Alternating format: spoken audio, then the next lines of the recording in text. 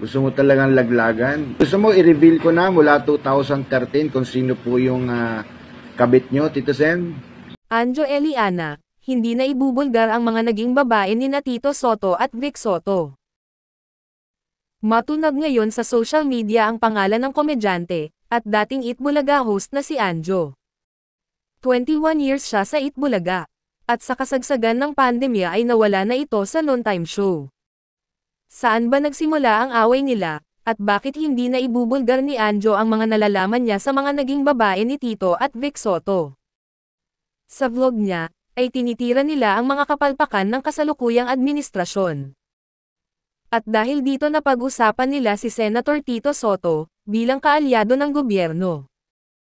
At may mga manonood, na nais raw na itanong niya sa dating co-host, kung ano ang nangyari sa pangako ni Senador Sotto na ibibigay raw ng senador ang kanyang sweldo sa mga estudyante. Dahil umano sa kanyang panawagan, ay binash umano siya ng husto ng mga trolls raw ni Tito Sotto. Nang aminin niya na isa siyang DDS, ay mas lalo umano siyang pinagtutulungan ng mga followers ng senador. Dahil dito ay nagpakawala siya ng pasabog, at ilan sa mga binanggit niya ay, may sindikato sa Itbulaga at si Tito Sotto ay isa sa kanila, bilang advisor. May mga kabit din umano siya at may alam siya sa mga naging babae niya mula 2013. May naging karelasyon din sina Tito at Vic Sotto na iisang babae. Nabanggit din niya ang namayapang aktres na si Pepsi Paloma, at ang manager nito, na dati pang iniugnay sa Itbulaga o G-host na sina Tito Vic at Joey, na may kinalaman sa panghahalay at pagpatay umano sa kanila.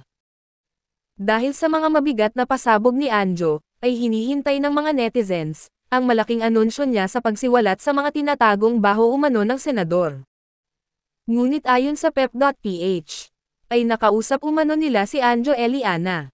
At ang pinakahihintay na pagbubulgar ng komedyante ay hindi na mangyayari. Ayon sa aktor ay nagbabluff lang umano siya.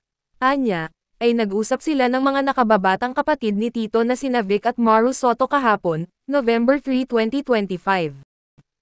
Dagdag pa niya ay naging mainit umano ang pagpapalitan nila ng mensahe ng mga kapatid ng senador.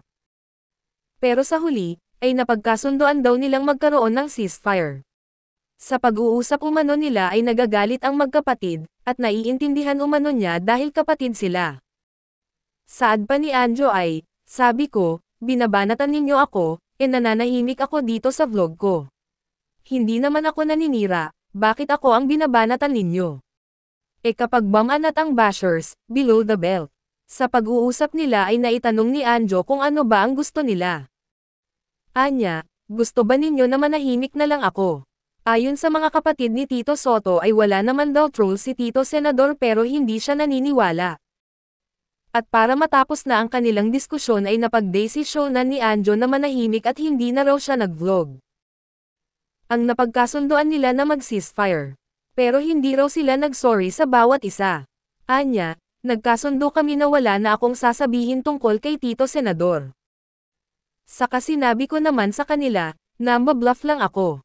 Diba, kapag namba-bash ka, bluff ang yan takutan yan. Namba-bluff lang ako para tumigil na ang mga trolls na yan.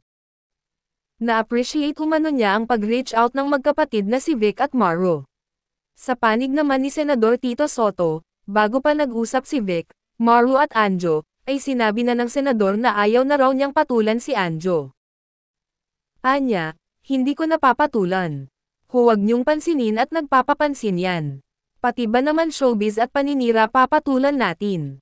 Itaas natin ang level ng Senate Press. Kung bago ka pa sa channel ko ay huwag kalimutang i-like, subscribe, i-share, at magkomento. Hindi lang si Tito Sotto ang pinatatamaan ni Anjo, pati na rin ang Pangulo Bongbong Marcos. Pwede na po kayo magpa follicle drug test. Ang tawag nga sa inyo ng taong bayan dahil nga panay ang iwi po ng bibig nyo, Mr. President. Dahil sa panawagan ng dating Itbulaga host na magpa-follicle test ang Pangulo, ay nag-react ang spokesperson ng presidente na si Atty. Claire at binara si Anjo. Binweltahan din ni Christy Furman si Anjo, at sinabing walang utang na loob. Bago raw niya pakialaman si Tito Sotto, ay bayaran muna niya raw ang milyon niyang utang kay William Revillame. Sos Mariosep, nakakaloka, no? Ay, nako, tama ka, Paolo Ubalde. Si Willie Revillame, inutangan niya. O, ayan, diretso. Hati naman ang mga naging reaksyon ng mga netizens. May kampi kay Anjo, at kinokompirma ang mga pasabog niya, pero mas marami ang nagsasabi na nag-iingay lang umano si Anjo para mapag-usapan dahil laos na. Dapat umanong kasuhan si Anjo Eliana ng cyberbullying. Pinagtatawanan din ng mga netizens ang aktor, dahil hindi umano mapanindigan ang kanyang mga pinagsasabi. At sa pagbawi niya ng kanyang naunang statement, ay pinatutunayan lang umano niya na kaya siya nag-iingay ay para mapansin at maging relevant muli. Anong say nyo rito? Comment down below. Magdedeklara na akong DTS. Tito Sen, gusto mo ba talaga? Meron ka pang Christopher Min ngayon. Gusto mo talaga? Gusto mo talaga sabihin ko kung sinong kabit mo at kung sino yung girlfriend mo sa 8 Bulaga na naging girlfriend din ni Bossing, sabay pa kayo? Sasabihin ko lang yung address kung saan mo binabahay yung girlfriend mo sa 8 Bulaga. Tapos ka na. Pag sinabi ko lahat to, ang payo ko sa'yo, mag-resign ka na ng senador.